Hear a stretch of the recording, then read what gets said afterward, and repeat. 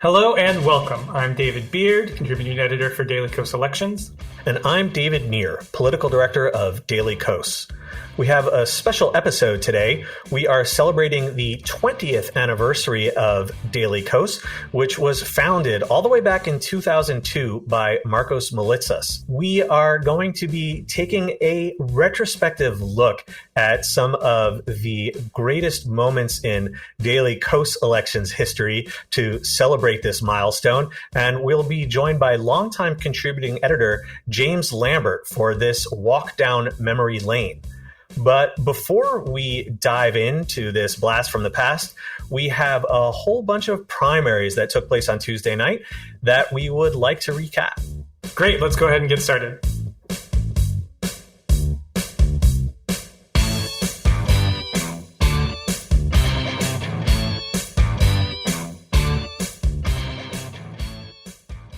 There were a number of key primaries taking place across the South on Tuesday, and we're going to start in Texas, where a number of runoffs were held. The most prominent, of course, was the Texas 28 Democratic primary runoff. Tell us about what happened there, Neer. This race is not over. This was almost certainly the most watched race by progressives on Tuesday night, but with just over 45,000 ballots tallied, conservative Democratic Congressman Henry Cuellar holds a lead of just 177 votes over his progressive challenger, Jessica Cisneros. That is a margin of 50.2 to 49.8. But there are still ballots that remain to be counted, and we don't know how many. They are probably mostly provisional ballots, though Texas law does allow for mail ballots to still be considered valid as long as they arrive the day after the election. However, Texas does not make it easy to vote by mail, so there won't be very many of those. So this is going to take a number of days to hash out. Cuellar, of course, declared victory, but no one else has agreed with him. The AP certainly hasn't called the race. Cisneros is obviously insisting that all the ballots be counted before anyone decides anything. But when a race is this closely divided, it is just so frustrating. You know, we have seen Democrats ever since the leak of the draft Supreme Court opinion striking down Roe v. Wade fall back on the only idea that they really have for protecting abortion rights, which is elect more Democrats. And obviously, on a certain level, I'm sympathetic to that because that's what we do for a living here at Daily Kos. But Democrats can't say elect more Democrats to protect abortion rights and then also support anti-choice Democrats. And that's exactly what Nancy Pelosi did. And she refused to part ways with Henry Cuellar, who, by the way, also had his home and campaign headquarters raided by the FBI, and we still don't know what that's all about. But she recorded robocalls for Henry Cuellar, and normally you think, what the hell's a robocall going to do? Yeah, well, when the margin is 177 votes, for all we know, Pelosi's intervention might make the difference here for Cuellar. And it's really, really difficult for Democrats to speak in a united voice about the importance of electing Democrats to protect abortion rights when they are also protecting anti-choice Democrats. So, like I say, again, this race is not over. Hopefully, the ultimate outcome puts Cisneros on top, but really, this just shows yet again the importance of every little thing because you never know how closely divided a race is going to wind up. I think you obviously would want to be in Cuellar's position over Cisneros. He's the one with the lead. We don't know how many votes are left to count. There's not going to be a ton. There's not going to be a huge batch of new votes. But we've also seen things happen. And so we definitely want to wait and see, make sure all votes are counted and see what the final result is before sort of, moving forward, obviously. But I totally agree with you with how the Democratic leadership has acted. The quote that really stuck with me was when Jim Clyburn was like, I'd rather have a pro-life Democrat in this district than an anti-abortion Republican. And I'm like, what does that even mean? What is the point of that statement? How is that helpful to anyone, particularly in this moment across the country in any way. It's just wild. Right. And guess what, Jim Clyburn? You can have a pro-choice Democrat in this seat. Just support Jessica Cisneros. You have a better option. But let's move on and talk about another race where, this is why they actually hold the elections and count the votes. Because in the Alabama Republican primary for the state's open Senate race, wow, everyone had thought that a particular candidate had been left for dead, but it wasn't so. So we're going to talk about a couple of places where Trump-endorsed candidates crash and burn.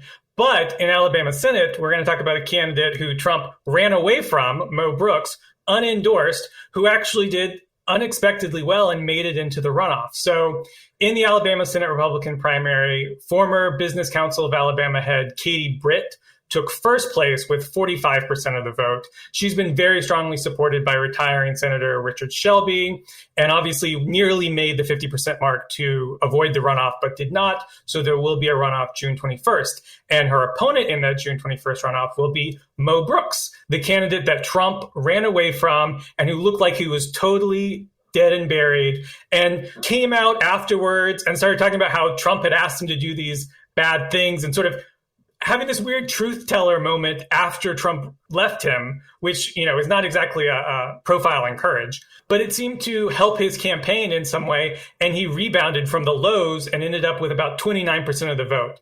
And that narrowly kept him above Army veteran Mike Durant, who got the rest of the vote, 23%. Now, Durant used his concession speech Tuesday to make clear he did not want voters to go and support Britt in the June 21st runoff. He's also said that he was going to endorse Brooks if Brooks got into the runoff, but he hasn't actually done it yet. Obviously, the election was just on Tuesday, so there's still plenty of time for that to happen. I think Britt is definitely still a strong favorite here, given that she got 45% of the vote. But if Durant supporters do move to Brooks, you never know. And that would be the wildest thing to happen in the wake of Trump's dumping of Brooks earlier. Trump has not endorsed Britt at the time when he was trying to say that he didn't know who Mo Brooks was anymore. There were some reports suggesting that he had warmed up to Britt.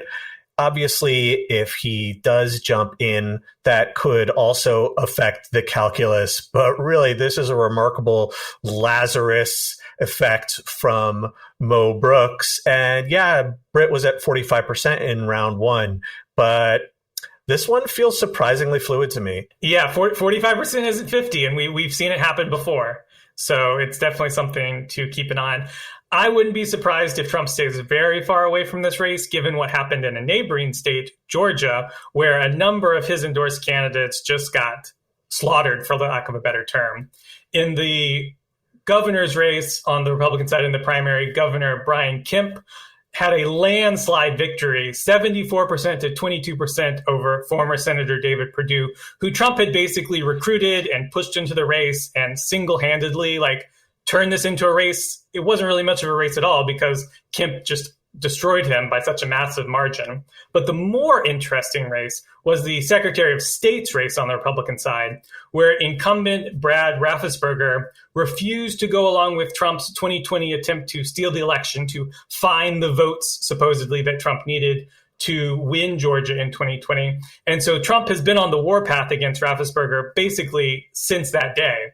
And I think a lot of people believe that he was basically a dead man walking for a very long time.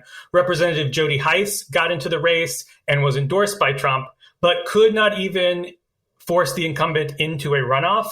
Raffensperger won 52% to 33% and really won across the state, pretty much everywhere except for Hice's home congressional district. So a really, really impressive showing considering all of the headwinds he faced and the opposition from Trump. And he'll be facing a Democrat, obviously, in November. We don't know who that will be yet. The Democratic primary is heading to a runoff on June 21st, with State Rep Bean Wynn as one of the candidates and the second spot yet to be called. One thing to note is that there appears to be evidence that Raffensperger benefited from crossover votes. That is to say, Democratic voters who decided to vote in the GOP primary simply to stick it to Trump. And that perhaps could have been the difference between making the runoff and not making the runoff. There was something funny also in the governor's race. Purdue had faced this onslaught of negative polls. And shortly before the election, there was one really bad one that had him in the 30s. And Purdue said, well, whether we win or lose, I can promise you that we're not at 30%. And I don't remember who it was who pointed this out on Twitter. But yeah, he was right. He wasn't at 30%. He was at 22%. Yeah, it's like, you're right, but did you really want to be right in that way? Like, I can't imagine we will ever be hearing from David Perdue again, at least on the electoral field. Yeah. 2 losses in 17 months is pretty impressive. Thank you for giving us the Senate as well. Obviously, Kemp will be facing off against Democrat Stacey Abrams, who did not face any primary opposition whatsoever. That's going to be a titanic rematch in November. There's one other race from Tuesday night, though, that we want to recap that really was resolved in the primary. That was Georgia's 7th congressional district, which featured an incumbent versus incumbent battle between Lucy McBath and Carolyn Bordeaux. But McBath completely walked away with it. She beat Bordeaux 63-31. This race came about because Republicans gerrymandered McBath's original district, that was the neighboring 6th, to make it unwinnably red. So McBath decided to run in the 7th, which they turned into a Democratic vote sink, meaning they packed lots of Democratic voters into that district. Bordeaux actually represented a larger portion of the redrawn 7th than McBath, considerably larger, but McBath had a national profile thanks to her activism against gun violence. Her son was murdered by a gunman a number of years ago, and she became a national spokesperson for gun safety. Her victory in 2018 was a really high-profile win. That was, of course, the district where John Ossoff came close to flipping the year before in that famous special election. Bordeaux, meanwhile, made some serious blunders in her brief time in office. In particular, she joined a group of centrist House Democrats who tried to sever the Build Back Better bill from the bipartisan infrastructure bill. And this completely infuriated progressives. Ultimately, the infrastructure bill passed and Build Back Better went nowhere. But really, that was a move that was badly out of step with Democratic primary voters. Really, given McBath's profile, I never really thought Bordeaux had much of a chance, but to get doubled up like that 2-1, that was really quite the blowout. And what else we saw was that there was really no support for Bordeaux, where we've seen a lot of other of these Democratic primaries have had forces come in to support the more moderate candidate with very significant amounts of money. That didn't really happen here. And so without that sort of support, and after the stance she took, like you mentioned, it was really hard to see any sort of path to victory for her. Right. And it was, in fact, McBath who benefited from considerable outside spending, including from one of the big crypto PACs, but also from Mike Bloomberg's gun safety forces, whom she is closely aligned with. Lastly, we wanted to take ourselves around the world to Australia, which held their general election on Saturday, and where the center-left Labour Party defeated the center-right Liberal National Coalition to win power for the first time in 9 years. Labour leader Anthony Albanese has already been sworn in as prime minister. And while not all of the seats are called yet, there's still about 5 seats up in the air. He's expected to have a very narrow majority government, so be able to govern on his own without needing the support of others in parliament. But the bigger news was probably not Labour's victory per se, but the success of candidates outside of the two-party system. Australia has historically had a very strong two-party system like we have here between the Labour Party and the Liberal National Coalition. But out of the 151 seats, we saw a number of seats won by either other parties or independents. The Green Party rose from 1 seat in the previous parliament to 3 seats confirmed and probably a 4th seat that hasn't been called yet. And then 12 other seats were won by minor parties or independents, which means that over 10% of the chamber will be on what's called the crossbench, which is indicated by where the members of parliament who are either in the majority or in the official opposition sit. They sit on the crossbench in Parliament, and so that's how they're described in Australia. The biggest group of those 12 were so-called teal independents, which was sort of a very loosely connected group of independent women who ran in what were seen as safe liberal seats. 6 of them won, and they took down a number of prominent liberals, including the federal treasurer Josh Frydenberg, who many saw as a future liberal leader if, in fact, the liberals lost as they did. This was sparked in part by Zali Steggall's defeat of former Prime Minister Tony Abbott in 2019 in what was seen as a relatively safe liberal seat at the time, and who won as an independent. And so a number of other of these candidates came. They ran as independents. They had a very sort of fiscally conservative outlook on that front, but were really strong on climate change and on a ethics and integrity commission for Parliament. You know, as we've seen really across the world, the Me Too movement took place, you know, in recent years, and there were a number of issues in Parliament around sexism and sexual harassment. And there was a strong sense that the Liberal National Coalition government did not take it seriously enough and was really dominated overwhelmingly by men. And so these female independent candidates used the climate change issue, and were able to do a number of really shocking defeats. If you had told folks that 6 months ago these races had been won by independents, nobody would have believed you. So that's probably the biggest story coming out of there. And we're definitely expecting to see some strong climate change movement from Australia with this new government. That does it for our weekly hits. In a moment, we will be joined by longtime Daily Kos Elections contributing editor James Lambert, and we will be taking stock of the last 2 decades of Daily Kos and Daily Kos Elections history in celebration of our site's 20th anniversary. Please stick with us.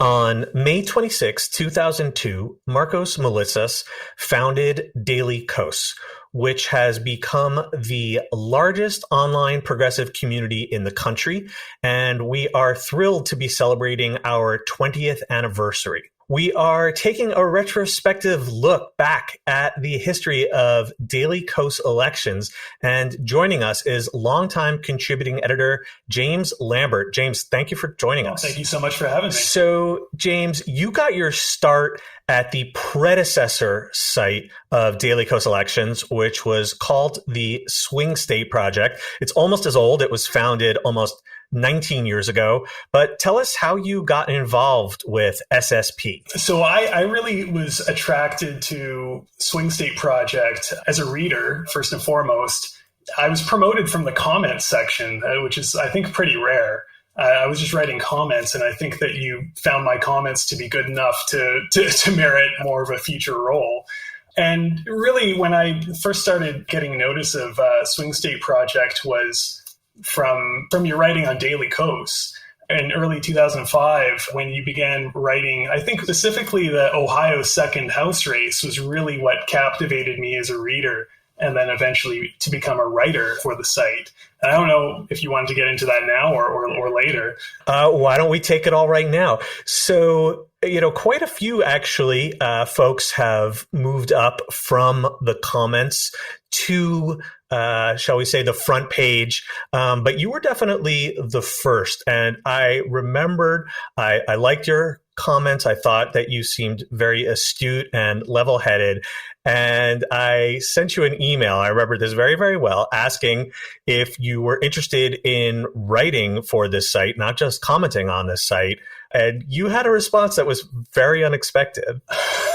Yeah, well, I think I said that it would be basically a dream come true to do that job, but I had one reservation about my personal life that I really wanted you to take full note of before you committed to actually giving me the duty of writing for your site.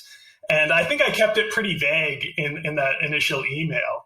You definitely did, because I remember thinking, oh my God, he has 6 months to live. Like, what's going on here? So I said, please tell me. I'm sure we can work it out. And of course, the answer to that is that I'm Canadian. I live in Canada. Are you sure you really want a Canadian to be writing about U.S. down ballot politics? Am I really the most appropriate voice for this? was my whole reservation at the time. And I think, if I recall correctly, my response was something along the lines of, well, that's pretty weird, but that's okay. And we haven't looked back since. So, I was welcomed with open arms. I remember you said that you explained your interest in American politics. You said, on the one hand, the answer is, the U.S. is so important, what it does, and it's, Canada's biggest neighbor, of course. But then I remember you also told me U.S. politics is just more interesting.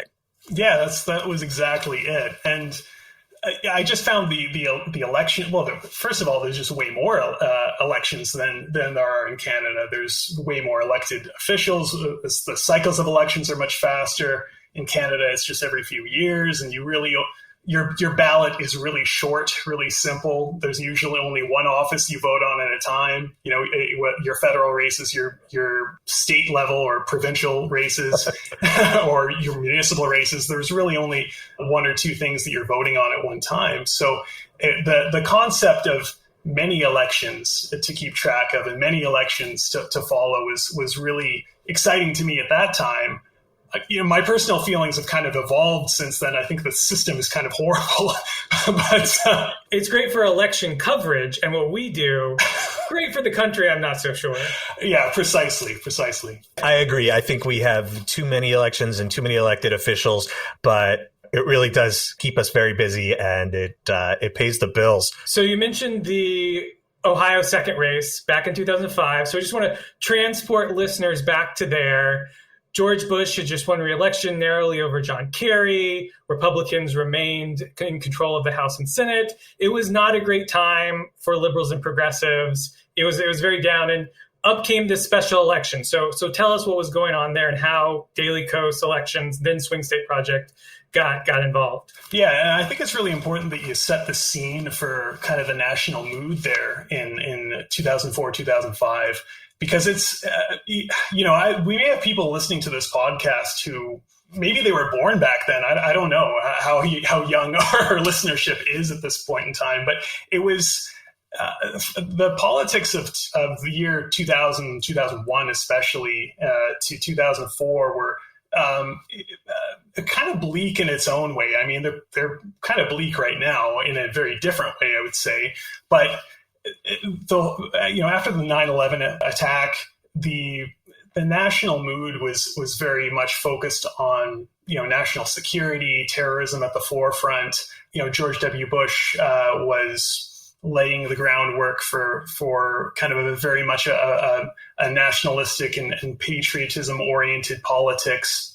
When he said the message to the international community during I forget if that was Afghanistan or Iraq, but he said, "You're either with us or against us." That was very much also directed, I think, internally to the internal politics of the United States at that time.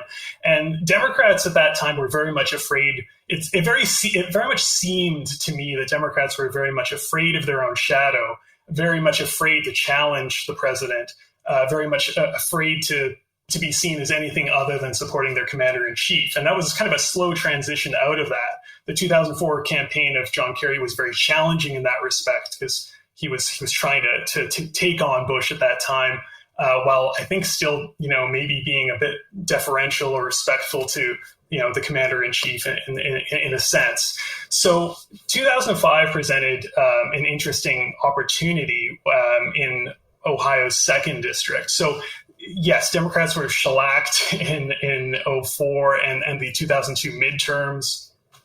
And there was a seat that opened up in southwestern Ohio's second district. So Rob Portman at that time, who later became senator, he was in the House of Representatives at that time, and Bush nominated him to become trade representative. So there's this open seat in a very, very Republican, very strongly Republican district, historically Republican. I think Democrats hadn't won that seat since, or some version of that seat since Fluke's special election win in the 70s, and before that, even well before that. So, and Bush won that seat by about a 64-36 margin. It was very, very safe. It wasn't considered anything to sweat. So it was in terms of nominating or creating an open seat, Bush picked a good one here because they couldn't lose, or so they thought.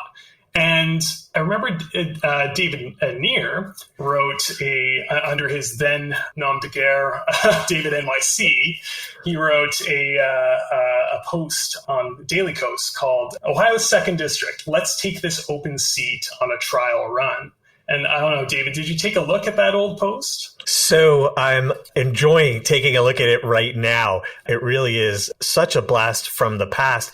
And, to set the scene just a little bit more, Bush had won re-election by 3 points, and then he claimed he had a quote unquote mandate. Yes. And he went on this campaign after he won to privatize Social Security.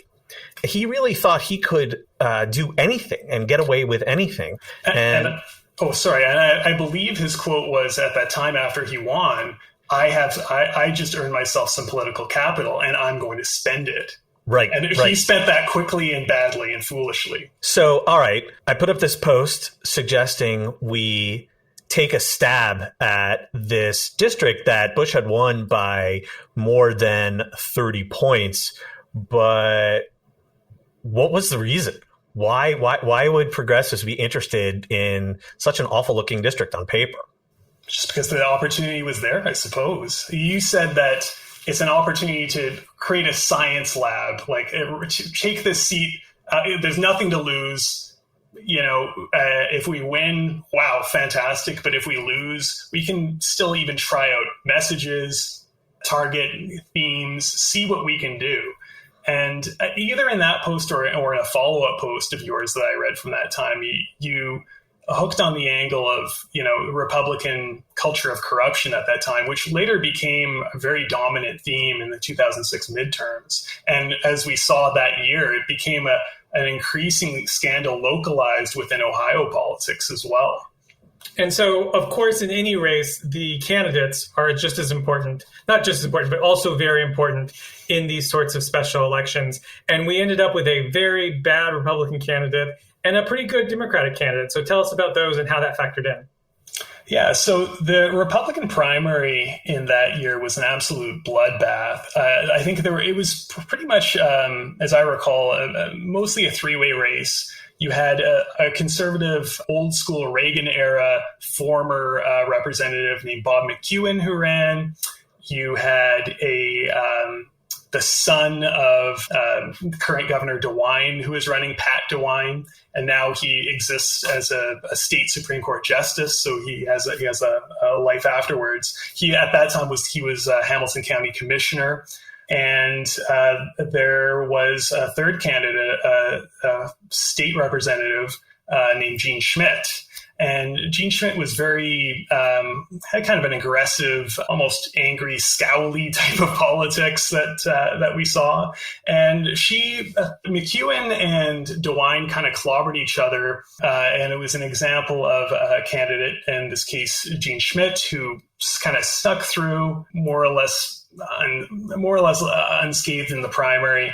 And she won with, I think, a plurality of a little bit over 30%. I can't quite recall, but it was enough to come through. And then on the Democratic side, Democrats went with a guy with very little political experience. His name was Paul Hackett. Paul Hackett grew to legendary status in netroots circles, but at that time he really only had a single term as a small town councilor, I believe. And his primary experience, in addition to being a lawyer, he was a Marine veteran. He served, and he just came back from a tour in Iraq at that time. And this was, I think, Democrats saw a very exciting profile. At that time, the candidate, Paul Hackett, had everything that you'd want in an antidote to the Republican attacks on Democrats as soft on terror. Here you had a candidate who literally just came back from fighting. He was exciting because of the way he spoke and the brashness of his approach. So very famously, he spoke to, I think it was USA Today, and he gave a quote that the Republicans tried to hang him with it. So he referred to President Bush at that time. He called him a son of a bitch, and the full quote was a little bit more complimentary. He said that he referred to the president's, or excuse me, let me back up there. So the full quote that Paul Hackett said was that I may not like the son of a bitch in the White House, but I would still put my life on the line for him. And Republicans, of course, focused on the son of a bitch part. And at that time, Republican strategists had decided that this was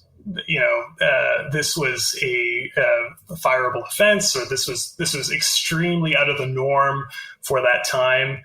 And Carl Fordia, who I think was either at the NRCC or some other organization at the time, maybe he was working for American Crossroads, I can't recall, but he said that we will bury Paul Hackett in response to this. We will destroy him. And so Republicans they spent hundreds of thousands of dollars on that campaign and a safe Republican seat in order to defeat Hackett. But as we saw, the result was pretty interesting. And yeah. The son of a bitch line really was quite amazing, because forget about using salty language like that. Like you were saying, Democrats didn't even really want to be seen as criticizing Bush very much, even at that late date. And Hackett showed that he really just wasn't going to be beholden to that sort of very defensive crouch style of Democratic politics. And that, more than anything else, set the netroots on fire. And at the time, we had a thriving blogosphere with many, many sites that were covering elections like this. It wasn't just, Daily Coast, Swing State Project, Atrios, Talking Points Memo. And, the sites that I mentioned are all still around, but there are many more that are not still around. And Act Blue also had recently entered the arena within the prior year or so, and making it very easy not only for people to donate to campaigns, but also to know how much everyone had donated. And you could track these thermometers increasing. And people gave like mad to Paul Hackett, like nothing we had seen before. Truly unprecedented. Yeah, and there was one day in particular, dubbed Blogosphere Day, where a bunch of these liberal blogs, I think, Swing State Project, Daily Coast, probably MyDD, they all got together and they raised over $100,000 in one day for Paul Hackett, which was, a lot of money right now, but is even more money back then. An incredible sum that really changed the race. In the end, those of you who will remember that Paul Hackett came up just short. He lost with 48.3% of the vote to 51.6% of the vote for Schmidt. But it was definitely an omen for 2006, where this Democratic energy moved from this very Republican-leaning district across the country and ended up winning Democrats the House, and in really almost a shock, the Senate, because Democrats had to win 6 seats. They had about 6 seats they thought they could target in the Senate, and they won all 6. And so all of that energy that was developed over 2005, and with the fight back on Social Security privatization, all of that moved into 2006 and led to that victory. The race also really illustrated a very important argument that to this day, most of the traditional media has a hard time accepting and really refuses to understand, which is, for a lot of DC folks, they saw, well, after all this hype, Paul Hackett lost. It's an L for Democrats. But the fact of the matter is, as you were saying at the start, James, this is a race that Republicans never should have had to sweat even for a second. And boy, they sweated buckets. And the important thing in this race was not the W or the L, but the margin. And Hackett lost by about 3 points, and in a seat that Bush had won by 28 points. So we're talking like a 25 point swing on the margin. And of course, this is just one special election, but it turned out to really be prophetic. Beard, as you were saying, if every race were to swing by 25 points, well, then the next midterm election would be a bloodbath. And that's exactly what it was. Bush called it the thumpin' in 2006. And on top of everything, the Social Security privatization plan totally disappeared. He didn't have a mandate to do jack shit, it turned out. And we have, I think, to credit Paul Hackett and the Netroots for getting behind Paul Hackett for really setting the stage for that huge midterm election. At that time, after Hackett's loss, there were commentators even from maybe the centrist or the liberal side of the aisle, but especially Republicans who really tried to minimize that performance. They were saying that a loss is a loss, and Democrats can't take anything out of it because they didn't win. And it was just, if they believed that, then maybe that set themselves up for failure the next cycle. Well, let's talk about that next cycle. And I want to talk about one of the most fun, gonzo, ridiculous races that we ever covered. This wasn't a race with some fighting Dem like Paul Hackett that the blogosphere all united behind, but man, was it fun to watch. And I'm talking about the election in 2008 for what was then numbered New York's 13th Congressional District. It was the successor of the district currently known as the 11th. This is the seat that for the longest time has taken in all of Staten Island and part of Brooklyn, and really for the longest time had been a conservative mainstay. And Democrats had, of course, taken back the House 2 years earlier, but they were looking to expand on those gains. But New York 13 didn't really look like it was going to be on the target list, even in another good year like 2008, until the craziest thing happened. All right, so this race really kind of cracks open on May 1st of 2008, so fairly late in the cycle. So Vito Fossella is the Republican incumbent at that time, and news leaks that he has just been arrested in Virginia and charged for driving while intoxicated. And at that time, I think the reading of his blood alcohol was about twice the legal limit. And, if it was just that story, if it was just drunk driving, it's debatable whether or not I think this would have made a great deal of impact on the fall election. But the problem for Vito Fossella was that the story did not stop there, and the story grew in quite a dramatic way.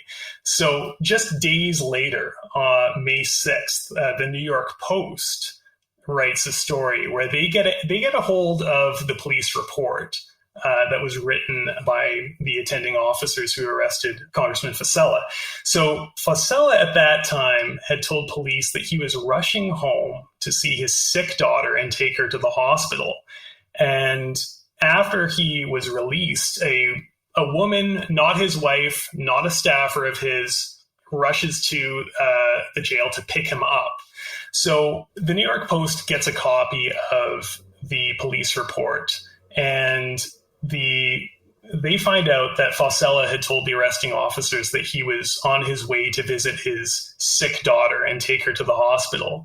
But the New York Post kind of puts it together. Why would he be drunk driving in the middle of the night in Virginia to see his sick daughter when his family lives on Staten Island? And it comes out that he's going to visit a second family. So he has a daughter with a woman that he's kept from not only his family but from the public eye.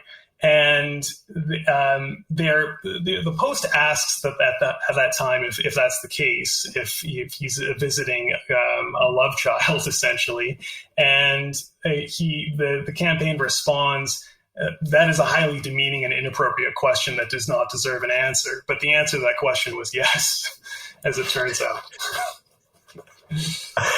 totally amazing. A member of Congress with a secret second family that absolutely no one knew about. You said that you thought that he might be able to survive a drunk driving scandal. What do you think? Can Vito Fossella survive a secret second family scandal? I don't think so. and at that time, a bunch of local newspapers kind of came out swinging really hard against him, asking that he resign immediately. And I think his full intention, I think at that time, was probably to fight it out, see what he could do. And it doesn't last that long. Like within about a week and a half, he announces that, okay, I'm not going to serve another term, but I will serve out the remainder of this one. And that sets the stage for a pretty interesting primary. So Republicans have to find a replacement candidate. It's late in the cycle. Yes, it's their longtime bastion in New York City, but all of a sudden, their top choices are turning them down. The cycle looks like it's favoring Democrats. The environment is bad for the GOP once again. So who do they wind up with? So they wind up with an obscure choice. They wind up with somebody named Francis Powers. And Francis Powers is not anybody of extreme stature. He's not anybody who's really been elected to anything. He's the first instance of what we've used the term "some dude" for. So he was not really a well-known guy. He was never elected to anything, and all of their more well-known candidates had just passed on the race. So it was kind of a bizarre situation of that choosing a C-string candidate at best. But the C-string added to it a D-string in increasingly bizarre fashion. Yes. So within a few days, Francis Powers had a little bit of a distraction because his son decided to run, and his son has the same name as him. He's also Francis Powers. So his son said that I want to run, and I'm going to run on the libertarian line. And I'm going to, because I don't think this district should elect a Republican. And he was very careful to say it wasn't anything personal with his father, but it was a repudiation of Republican politics, and he didn't think that there should be a Republican representing Staten Island anymore. And it was an unwelcome distraction for Francis Powers to have Francis Powers running against him. I think that if you run against your own dad in an election, yeah, that actually is about your relationship with your father. But the younger Francis Powers wound up prevailing in the worst possible way. Yeah, I mean, it quickly became, well, let's just say this. Francis Powers did not last very long. The elder Francis Powers did not last very long as the Republican candidate in New York's 13th. By the middle of June 22nd, he unfortunately passed away in his sleep. So he was basically the candidate for under a month. And then they were back to the drawing board. So already one of the wilder stories sort of in recent political history with Vito Fossella already takes us to, this no-name some dude candidate that we've described. And then the some dude candidate dies. And so the GOP is forced to find a replacement for a replacement who was already at the bottom of the barrel. And they go to a couple of other options, and then they finally end up with a former assemblyman who they really, really didn't want to do, right? Yeah, absolutely. And this was really the story of this candidate. His name was Robert Stranieri. He was an assemblyman who represented a Staten Island district for about 24 years. You wouldn't think that would be a problem, but he had a really bad relationship with the Republican Party of Staten Island at that time. And that really stemmed back from, he ran for borough president in 2001 against a protege of former Congressman Guy Molinari. And Guy Molinari is really central to this story because he absolutely detested Robert Stranieri. And Guy Molinari has basically the architect of the modern Republican apparatus in Staten Island. And he decided that Robert Stranieri running for Congress was something that he would just not accept.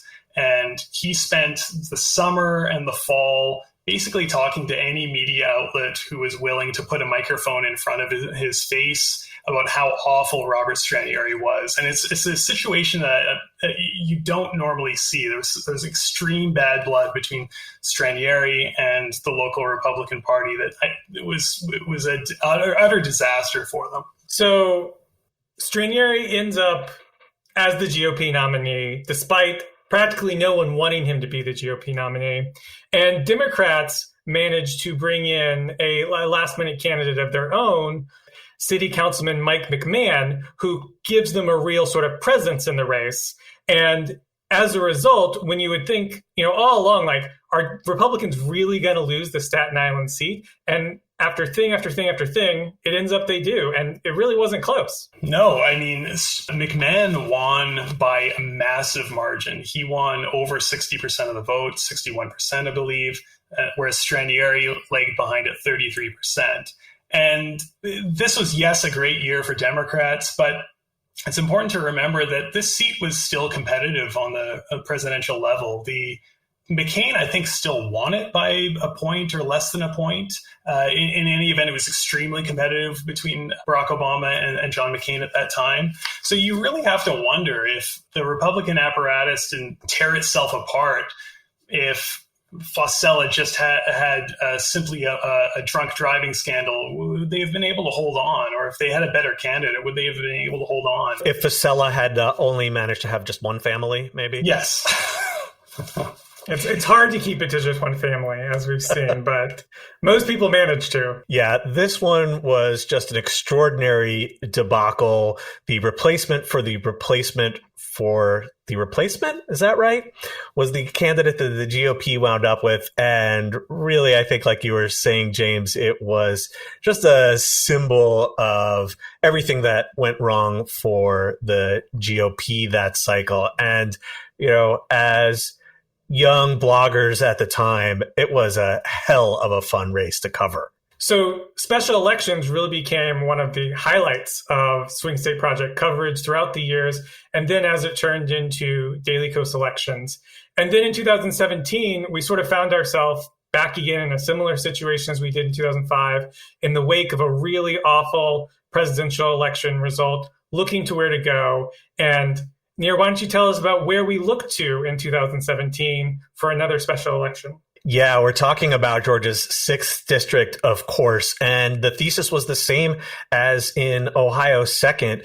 This is a historically Republican seat, but we have a president in the White House from that party. And so let's give it a try. Let's see if there is going to be a reaction to the guy who was just installed in the White House. The big difference, though, between Georgia's 6th and Ohio's 2nd was that it seemed possible that Georgia's 6th was actually trending toward Democrats, because even though it had gone for Mitt Romney by more than 20 points, Trump only won it over Hillary Clinton by a point or two.